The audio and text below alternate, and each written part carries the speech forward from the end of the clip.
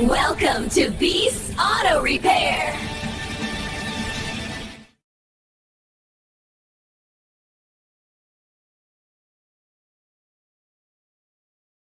What's going on YouTube? I'm doing another voiceover here. Finally pulling the small block Chevy out of the F100 that my uncle has. You can see right here we're getting it out fully with the transmission intact, because we are going to do the transmission pan, gasket, filter, and the front and rear seals. I mean, we were going to pull the whole engine out to do the head gaskets. Might as well just pull the trans out and reseal that, because he has a very bad transmission leak on the pan. So that's what we're doing. You can see we have a strap on the back to try to help guide it out. That way we don't bang the transmission up. You can see that ugly transmission cooler that they had on this truck when he bought it. We are going to be changing that out to an actual radiator with the trans cooler built into it.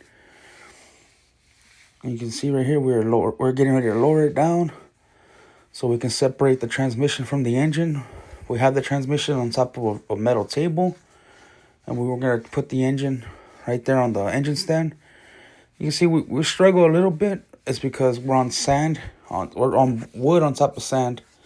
We don't have cement yet, but you can see right here, we're pulling where we had it on the cherry picker getting pulled out.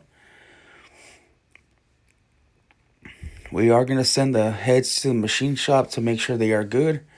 Once they come back that they are good, we are going to go ahead and get the full heads done, machined, valves redone, cleaned up.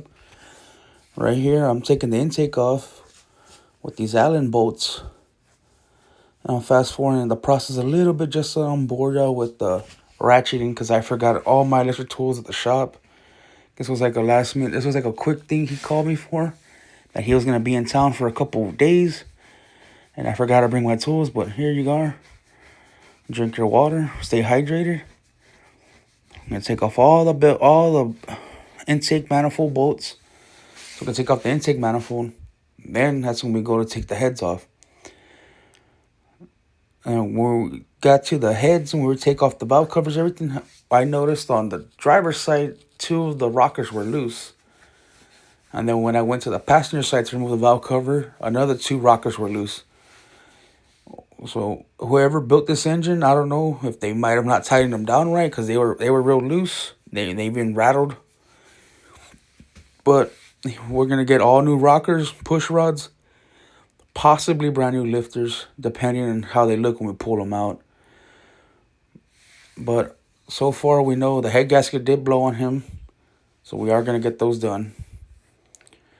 Well, we're going to do all the freeze plugs on this one, and if you know, the back freeze plugs are a pain. That's why I told him, let's do all the freeze plugs. We're already going to have the whole engine out. And he's like, okay, so he agreed with it.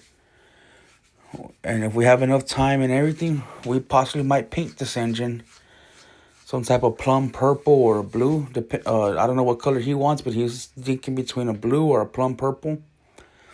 So we will be recording that in a future video of us prepping and painting the engine. And then the reassembling, installing. We have a little bit of fabrication to do in the engine compartment, because you can see where the guy cut up and just didn't weld it up real good.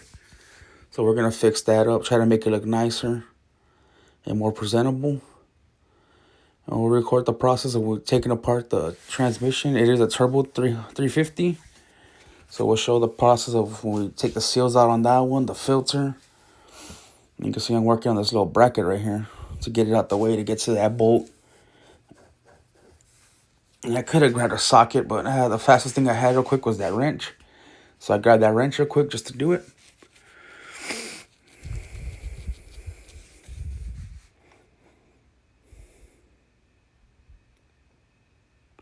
Got all the bolts on the table, which we do eventually we do put them in bags, and we do label all the bags with a Sharpie. What bolt goes where, that we don't got to play the guessing game and try to figure out, is this bolt go here? You see the distributor's about to come out. Already took it out. Now I'm working on the last 2 bolts right there. And just talking around, having fun, having a good time. And took that valve cover off, and we started looking at the rockers. We start getting ready to take those off. That's when he notices the two on the driver's side loose. And I go, it could be. At first, I thought it was wear. And then when I got to the passenger side and found the other two loose, I'm like, that's probably just whoever built the engine. They just didn't pay attention and tighten it all down.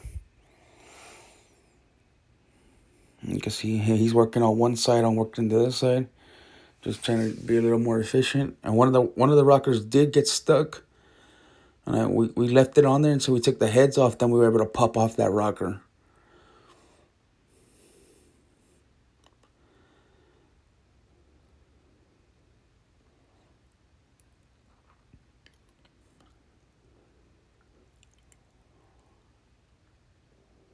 You can see for now we just put all the rockers and the nuts and the push rods. We're just laying them down on the table or inside the valve covers for now. So we put them all in a bag. You know, we weren't really racing. We were just trying to see how fast we can take them off on our own. Just having fun. You know, it is like the classic projects. Just trying to have fun with your project. And they can be a headache, but that's the name of the game when you want to drive good classic old cars, right?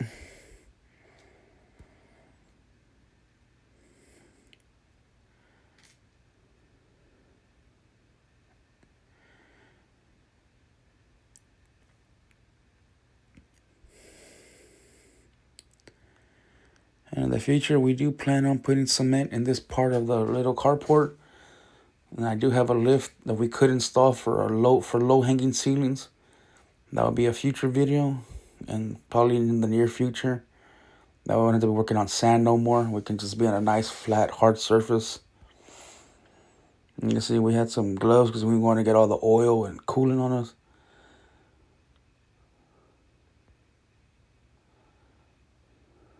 They were working on the last few of the bolts, the rockers.